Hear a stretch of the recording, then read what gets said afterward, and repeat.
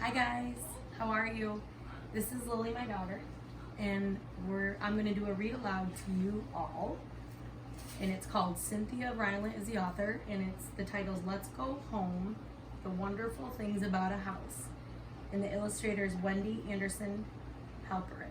I think you'll enjoy the story. It's really nice. There are many wonderful kinds of houses in the world, from little cottages to big mansions, from farmhouses to bungalows. But no matter the kind of house, it is the living inside that makes it wonderful. What happens in each room that makes it marvelous. It is what the house means to those who live there. Let's walk through. Let's see all the wonderful things about a house. Can you see? See all the different rooms in this house? So think about your house while I'm reading this and all the wonderful things you have at your house. It is evening and the crickets are singing. Let's go to the porch. Cats love a front porch, and dogs do too. The cats will curl up by a post and watch the birds in the garden or the bats in the sky. Dogs usually stay on a rug somewhere near a chair, and the rug was probably just there for them. The dogs try to sleep, but they never can. Something is always going on.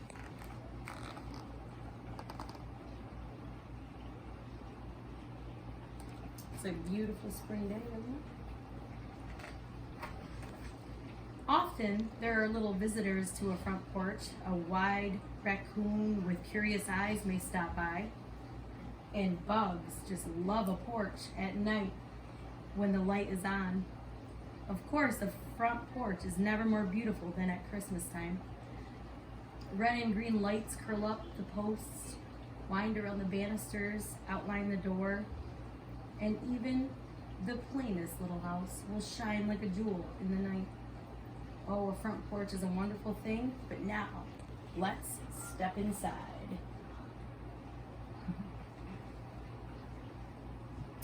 I just love these illustrations, don't you? Living rooms are always so pretty. There's usually a big sofa, and it's meant to ask you to sit and stay a while. In a living room, that is exactly what people do. In front of the sofa, there's a coffee table, and it certainly has its name right, for coffee is even often served here. But that isn't all. Some people love a big bowl of nuts, some lemonade, and others love cold mugs of milk, strawberry muffins, and just few prefer the simplicity of tea. But whenever guests are here, always look under the coffee table too, for the family dog is sure to be there with muffins in his eyes. Check it out. There's a lot to look at in this picture. And I'm sure there's a lot going on in our living rooms at home right now. Want to turn the picture? Thank you. Some people are lucky enough to have a fireplace in their living room, and there are a few things that make a person cozier. Husbands and wives who have been married a long time will put two matching chairs near the fire, and they will spend the evening reading or sewing or simply being quiet together. Few places are so friendly as a living room. Oh.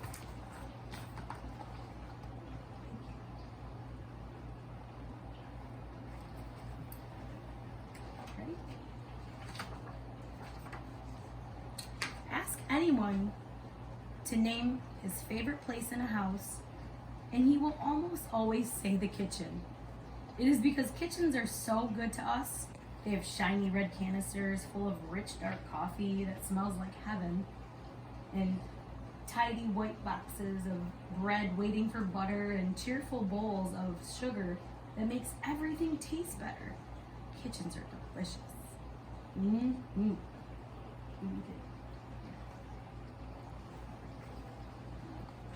Think about your favorite room in your house. I bet a lot of you would say the kitchen.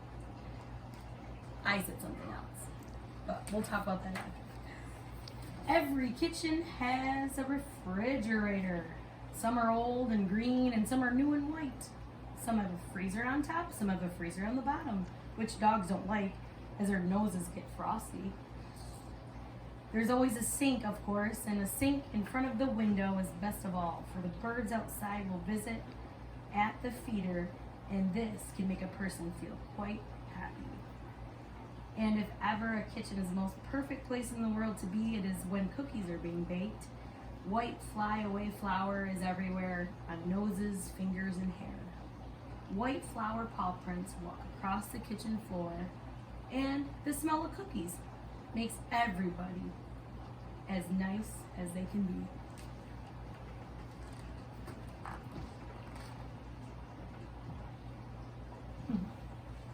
Turn to the next page. Ooh, yes. In the kitchen, people will pat each other on the back, give their sweeties a hug, tuck a special treat in a little boy's lunch. It is the room that reminds people to look after one another. And when people are far away from home, feeling lonely and missing things, often it is their sweet, wonderful kitchens that they miss most of all. And as soon as they come home, this is where they want to be, with a nice warm scone, a cup of tea, and someone to kiss them kindly on the head.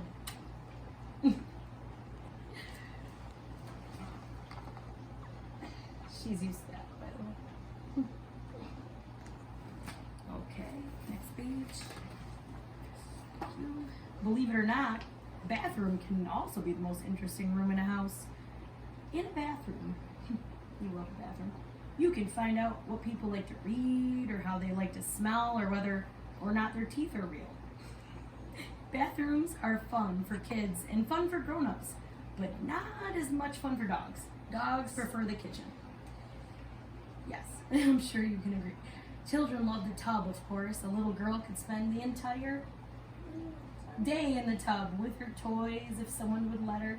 You can always tell if a children lives in a house by checking beside the tub. That's where you'll find wind-up boats, yellow duckies, and the sponge that looks like a dinosaur.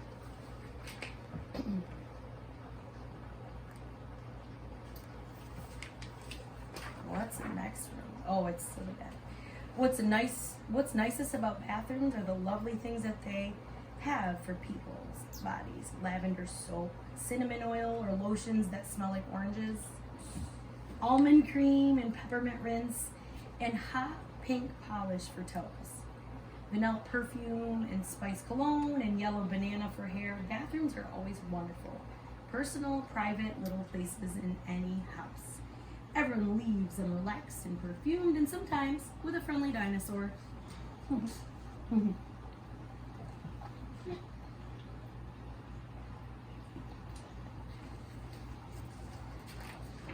That bathroom looks like it needs to be picked up a little, but that's okay. It happens. Bedrooms are important because they're shelter from us, from the world, like no other rooms can. It is wonderful to a child in a bed on a cold winter morning, and to hear your mother say that the schools are closed because of snow. You snuggle in all warm and happy until you just can't bear it anymore. And you jump. Oh, for there's snow out there. Goodbye, warm bed. So we write letters in our bedrooms, we read books in our bedrooms, but best of all, we dream in our bedrooms. Sometimes we are wide awake when we dream. We gaze at the oak tree outside the window and make wishes. Looks like they share a bedroom. Some people share bedrooms. Not you, but some people do.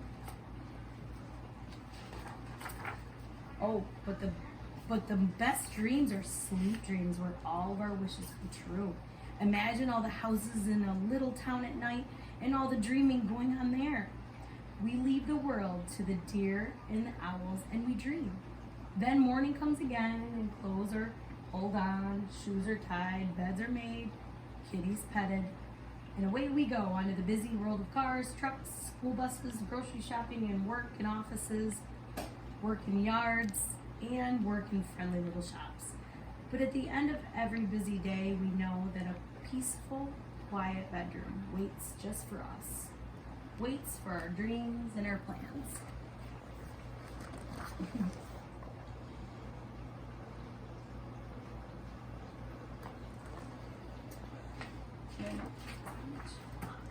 And now that we've walked across front porch and through the rooms of the house, there's still one more room left for us to explore. It's the attic. Attics are really beautiful. You can see the rafters. You can see the rafters of the house as they rise up to a point above you, and sometimes there will be a small attic window looking right up the tops of the trees. There may even be a squirrel's nest you never knew about. Nearly every attic has a collection, and some attics have lots of collections, like comic book collections, doll collections, coin collections, and stamp collections. Some people are never quite sure what to do with the stuff they've collected. So, up in the attic it goes. I don't have an attic, but we have a basement where a lot of, where a lot of us store our things. So some people basements do have storage rooms, but an attic is really cool if you have one. I'd love to hear about it. I used to have an attic in my old house, but all right, ready? Attics are filled with the past, and for most people, the past is everything. An attic will hold the small box of baby things a mother has saved for years, like a lock of hair, a piece of a blanket, a small bear with his nose kissed away. This can be the wonderful thing about an attic. It can remind you of all the things you've done. And when you're finished thinking about the past, you can look out the window and think about all you want to do. Show them first.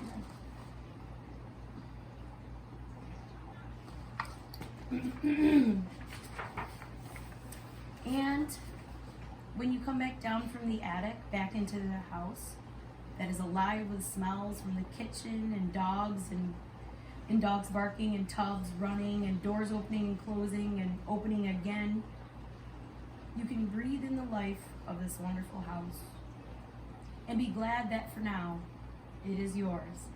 Happy living. I'd love to hear about your homes and maybe your favorite room in your house. And thank you for listening. What's your favorite room in your house? I said the living room.